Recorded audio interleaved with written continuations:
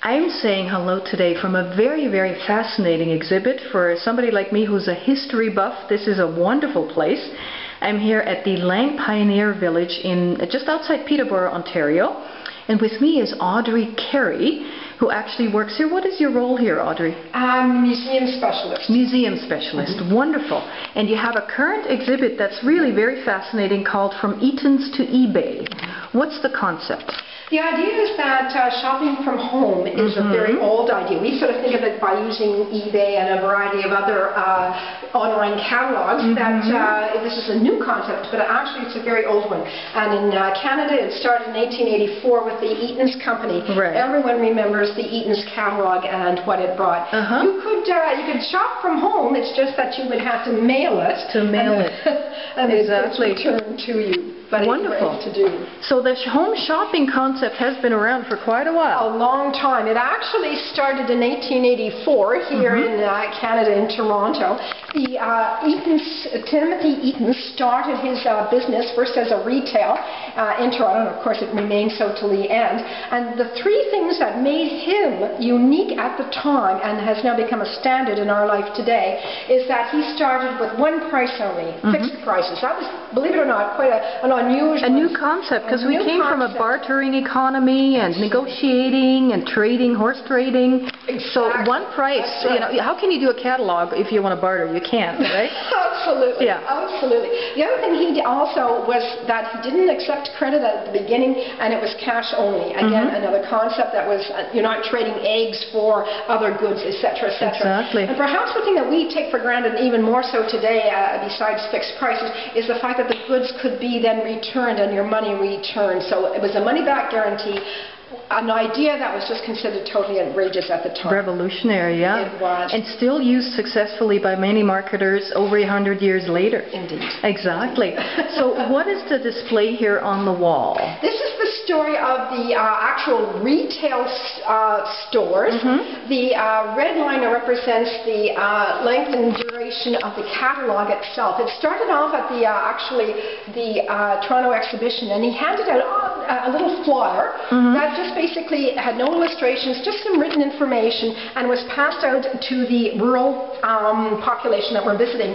And I don't think he really truly understood what great success that would bring. And it ended up being a major way of bringing the store in a book to the rural farmer, who up until that time really had only the local store and very little competition, very little comparison, and certainly no idea of what was the most current. So bringing in the idea of a catalog allowed them the rural farm family to buy anything like a general store, but it also allowed them to see what was the most current. Exactly. And a variety of different so the choices. concept of fashion and something being in fashion really came about with catalog ordering. It certainly, people I'm sure always wanted to be that way, but it certainly made it available to Exactly, especially in a time where transportation was still difficult. Indeed. They couldn't get to all the fancy stores, but now they could do it from home. That's right. Wonderful.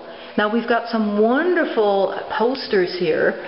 From this would be also actually 1915. You can already see the Victorian clothing has disappeared. Yes. And the clothing has become much more streamlined. That's right. Fashion's changed. And one thing, again, that Timothy did that really helped his business, both retail and sales, catalog sales, was the fact that he manufactured a lot of his own goods.